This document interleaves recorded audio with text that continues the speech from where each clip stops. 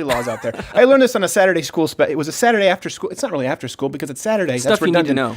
It was on. It was on a Canadian show called Popular Mechanics, and Alicia Cuthbert was a host on that show. She was. Her little sister was in my grade. She did not like me very much. But the next man I like very much. He's on the show. Yes. I always play a game before he comes on. It's called Guess His Haircut because it's always changing, but his background's always the same. You know him on Twitter at Prison Planet. He has a new website now, summit.news.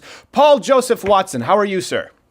I'm good, Stephen. Good to be back. It's been a while. I'm glad to see you here. And now you got the new hairdo here. So either Especially Samantha Bee will accuse you of being a Nazi, or you're the high school bully in an early 90s film. It was written 2 years ago about Eric Trump having the same hairstyle and that it was a fashy hairstyle. So I've kept it ever since. Oh, there you go. Okay. Well, I feel like it was different last time. Maybe it's just freshly shorn, which is better than whenever John Kasich would get his haircut. He looked like the baby eagle, the little kind of sprout. So there's the 2-week mark for men. Women don't understand these things. I got the volume though, Stephen. I got the volume. I'll get away with it. Yes. So let me ask you. You did a recent video regarding obviously the recent. How do you pronounce Brunei?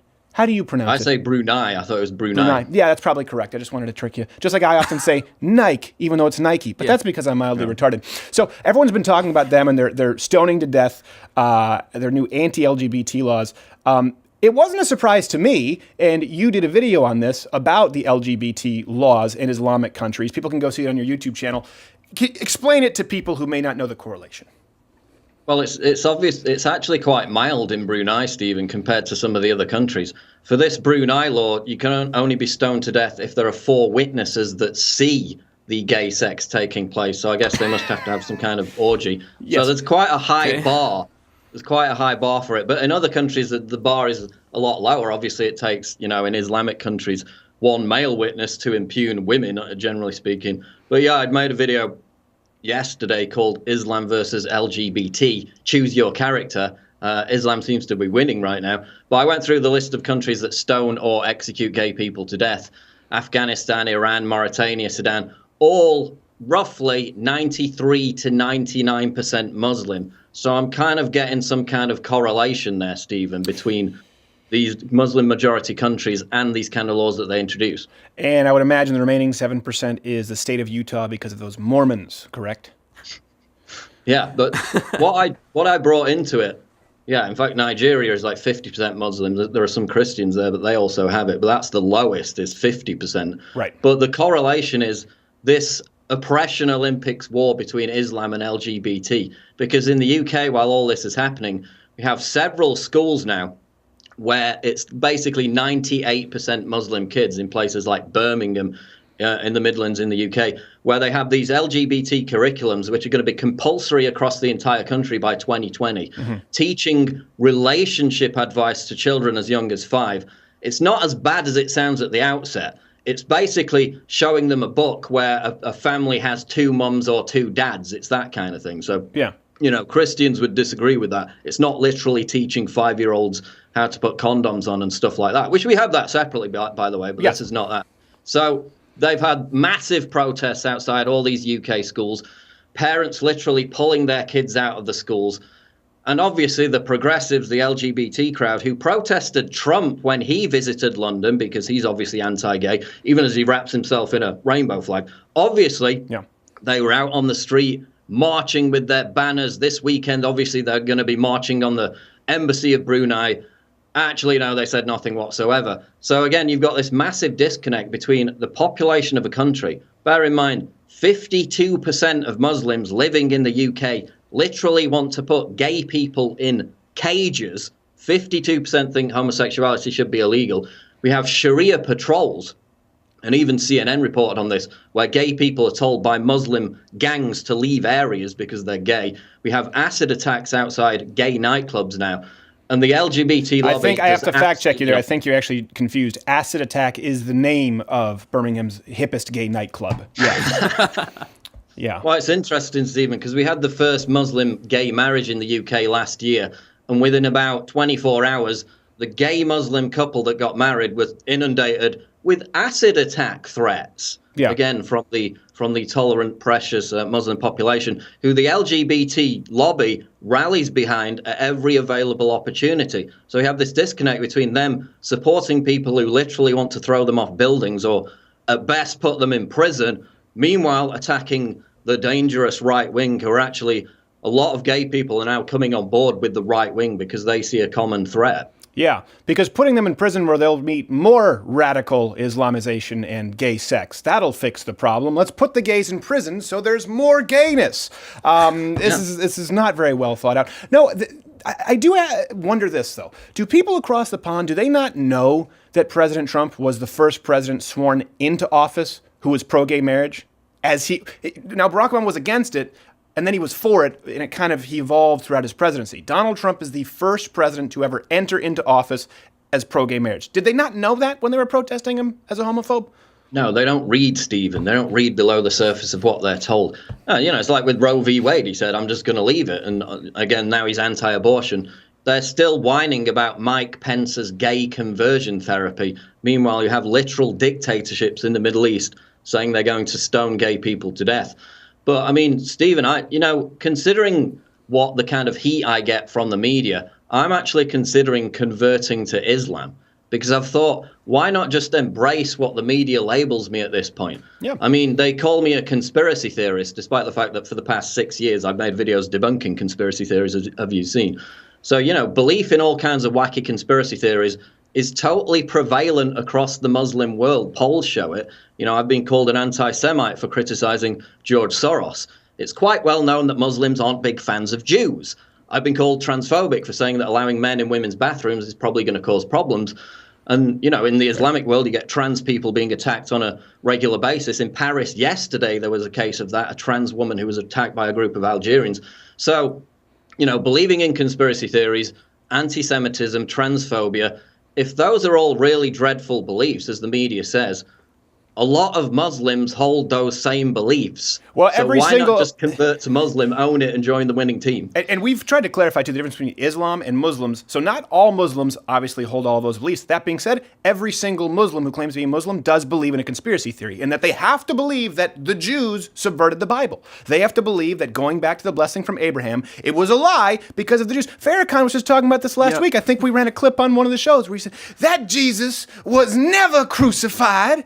He only came because it was not time to end the Jewish people. Something like that. I mean, I know it's kind of sounding Bill Cosby rapey, but you get my point. The entire Islamic faith is predicated on the conspiracy theory that the Jews lied about the blessing to the oldest son. And I'm amazed that we don't talk about that more. If we're going to talk about ideas and toxic religions, it's like, well, hold on a second, can't we just say, if we're talking about all Abrahamic religions, this is the one that says all the other guys were liars, specifically the Jews. That seems like, if that's your starting off point, it could be problematic, to use your terms. No, completely. It's just the disconnect, though, Stephen. We literally have the Islamic call to prayer being broadcast in Trafalgar Square, central London now. We have, as I put in the video, left-wing progressives and LGBT groups not only going out with their banners and saying we're against Islamophobia, they literally chant Allah Akbar in major streets, in major cities in Germany, in front of all their LGBT friends. Meanwhile, you've got Muslims who attend these gay rallies and insult them in Arabic, call them all manner of horrific homophobic slurs. But again, at the oppression Olympics table, Muslims are above gay people, so they have to align with the Muslims to fight the common enemy, which is you and I. Yes, apparently. Well, not you anymore because you've converted to Islam. So, hats off to you. That was a clever move. Good strategy on your part. How funny would it be if during the Muslim call to prayer, European gays just created a flash mob? That would be a little bit distasteful, but I'd give them a slow clap.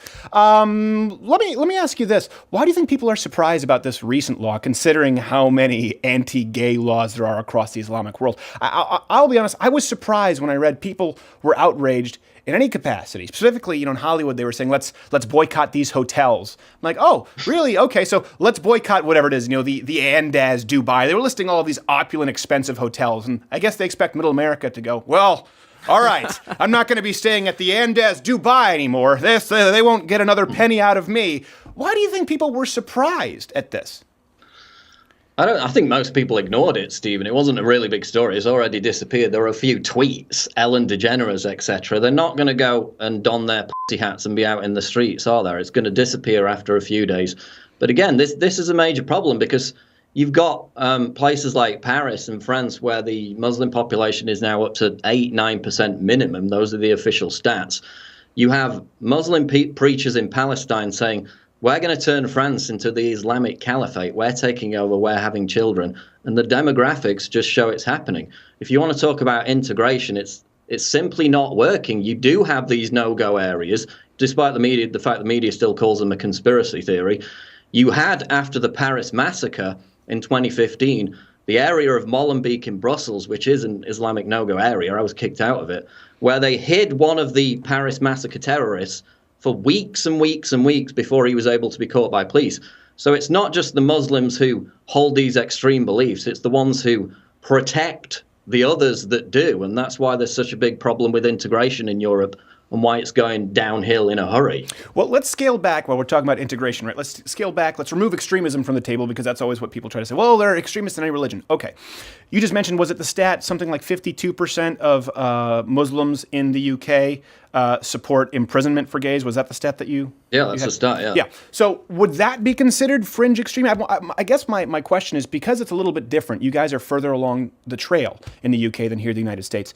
Do English people see that as extreme? Do they say, well, hold on a second, this isn't fringe. I have a problem if 52% of people think we should imprison gay people. I have a problem if they're pulling their kids out because there's a book with 2 mommies or 2 daddies. Or is it ignored? Well, if you look at that exact poll, that was a couple of years ago. It was a Channel 4 poll. And they surveyed the whole population. The whole population was about 10% thought that homosexuality should be illegal. But when you drill down into the Muslim population, it was 52. Mm-hmm. So it's shared by a minority of Brits, but it is a very small minority. But then you can look at other things like support for suicide bombings under certain circumstances. And it's still as high, even in Western countries, as 20-30% in some countries. And again, those are the ones who will admit to it in a poll. If you think of the ones who actually do believe that but won't admit to it in a poll for fear of reprisals or whatever, then the numbers are probably even higher. So it's a massive problem that there is a huge lack of integration, and it is mainly, again, impacting white working class people in Britain. So when these middle class leftists, who, by the way, when they get up on Twitter and virtue signal about how much they love mass migration, even in London, you can look at exactly where they live. And there are not that many large majority white areas in London left. They always choose to live in the whitest areas possible. You see the same trend in countries like Sweden. The most pro-migrant politicians live in the whitest areas possible with the least migrants. You see that across the board with all these celebrities in the United Kingdom. So it's like, as long as they can still pay their nanny like £10 an hour to look after their kids, or their cleaner £10 an hour. Right. That's really all they care about. Then they get up on Twitter and virtue signal about it to cover themselves in glory. That's a good point, though. That's a good point about the polls. That people, these are where people feel comfortable answering these questions in polls. They had the same problem with women who'd been groped by Joe Biden. There wasn't a high answer rate. Final question before we go. It is summit.news. People can follow you on Twitter at Prison Planet. What's your opinion on Joe Biden? Just creepy, out of touch, changing social norms? Well, the main story for me is not the women. That's bad enough, but it's the children. I mean, you've seen the creepy Joe Biden video probably that I put out.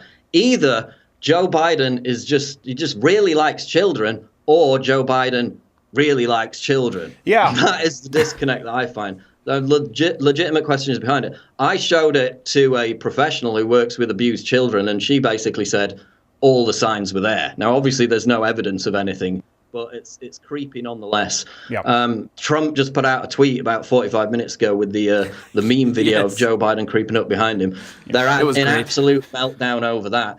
But let's not forget, Stephen, this was his advisor, his spokesman, Biden's spokesman, said this was created by right-wing trolls. No, it was the Washington Post in 2015 that first coined the term creepy Joe Biden. This didn't come from right-wing fever swamps. Yeah. It came from his public on-camera behavior, and that apology video was mealy-mouthed. It was pathetic. It wasn't an apology at all. I thought it was hilarious. All right, that's summit.news at Prison Planet on Twitter. Mr. Paul Joseph Watson, thank you for being here, sir. I'm glad to see that you're well. Good to be here. Thanks, Stephen. See you soon. We'll be back after this.